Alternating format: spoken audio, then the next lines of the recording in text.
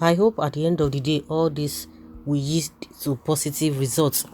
A group, American veterans of Igbo descent, has written a letter to Kenya President Uhuru Kenyatta to find a means of facilitating the unconditional release of NNAMDI KANU, the leader of the indigenous people of Biafra IPOB.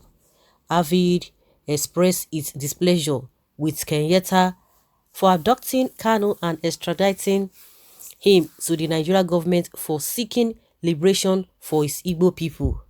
The group, which comprises Igbo men and women that are serving or served in different security agencies in the United States, told the Kenyan leader that in Nigeria, former president late Dr. Nnamdi Azikiwe saved his father, Jomo Kenyatta, who was involved in similar agitation from the same fate he was to suffer in the hands of British authorities. They berated the leader of the East African nation for betraying KANU by handing him over to the enemies that want to prosecute him for defending his people. Avid said this in a letter signed by its president, Chief Sylvester Onya, dated July 10th, 2021, which was made available to Sahara reporters. The American veterans of Igbo descent, Avid, just received an urgent intel we need to explore with you, bordering on the kidnap and abduction of a political activist, globally known as Nnamdi Kanu, a Biafra British citizen within your country. Avid is comprised of Igbo ethnic men and women who honorably served or are currently serving in different armed branches of the United States military. Under Title 38 of the U.S. Code, a veteran is defined as a person who served in the active military, naval, or air service, and who was discharged or released therefrom under conditions other than dishonorable. Veteran members of Avid are citizens from all the 50 states in the United States, born as Igbo men and women, and successfully served in the following United States military branches: the United States Army, the United States Marine Corps, the United States Navy SEAL, Sea, Air and Land Specialists, the United States Navy, the United States Air Force, the United States Coast Guard, the United States National Guard, the United States Space Force, U.S. Public Health Service, Commissioned Corps Officers, the United States Army Guard, Air National Guard, Army Reserve, Navy Reserve, the United States National Oceanic and Atmospheric Administration. The organization further revealed in the letter how the agitation for Biafra began a few years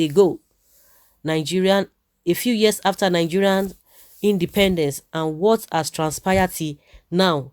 It also informed Kenyatta of how the Nigerian government sent its security agents to invade Kanu's house, in which people were killed in 2017, but the IPOB leader escaped.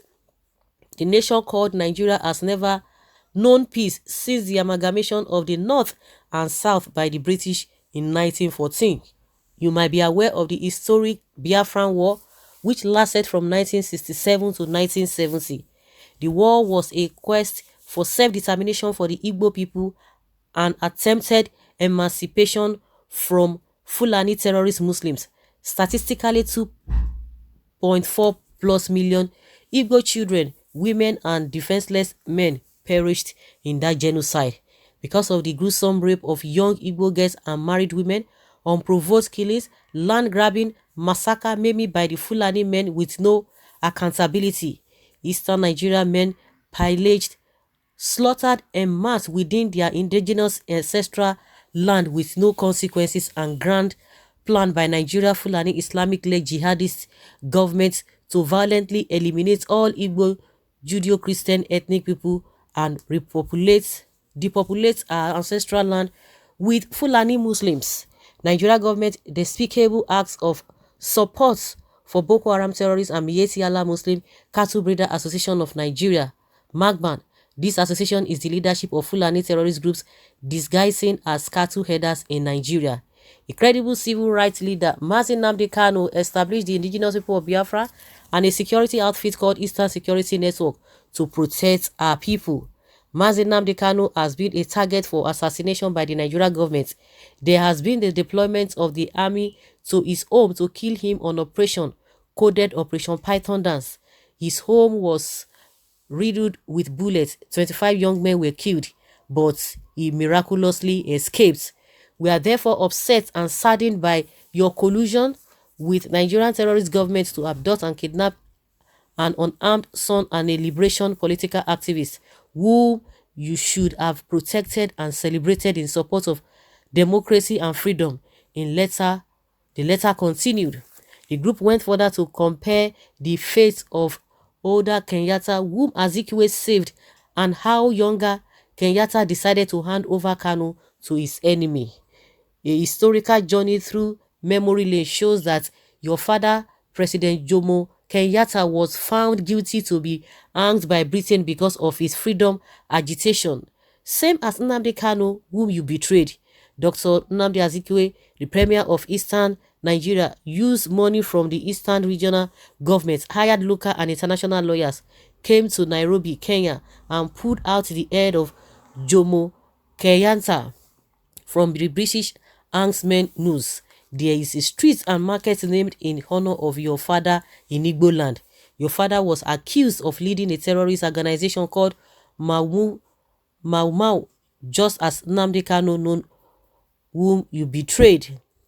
Dr. Nnamdi Azikiwe delivered your father from death by hanging, and you delivered Mazi Nnamdi Kanu to be killed by a terrorist Nigerian government. Ironically, your name, Huru, means freedom, but you stand against freedom by your betrayal of Nnamdi Kanu. Do you know that this Mazi Nnamdi Kanu, whom you extradited to the Nigerian hangman, is related to Dr. Nnamdi Azikiwe, who delivered your father from a British hangman?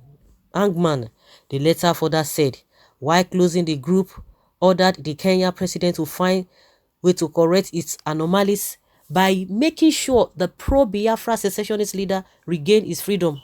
American veterans of Igbo descent, understanding your government kidnapped a foreign civil political agitator, Mazi Nnamdi Kanu, and handed him over to the terrorist Nigeria government, who embraces internationally recognized terrorist organization known as Boko Haram. Your violent abduction and extradition of Mazi Nnamdi Kanu endangered his life for political views he shares with your late father. Your action tantamount to ad ignoratum because you quickly forgot the help your father received from Dr. Nnamdi Azikiwe, brother of Mazi Nnamdi Kanu, and without that help, you may not have been born. Your government hostile and violent action of Nnamdi Kanu seizure and abduction within your territory is a slap on the face of all Igbo ethnic nationality. Nnamdi Kanu's abduction by your security agents has affirmed the consequence, which violates Nnamdi Kanu's United Nations stipulated human rights. How can you justify your dastardly action of kidnap and extraditing Nnamdi Kanu to Nigeria terrorist Fulani Muslim Kaba leadership? Mazi Nnamdi Kanu did not violate any known Kenyan law or international law. You must, as a matter of urgency, ameliorate this degraded condition within a reasonable time and call for the immediate and unconditional release of Mazi Nnamdi Kanu.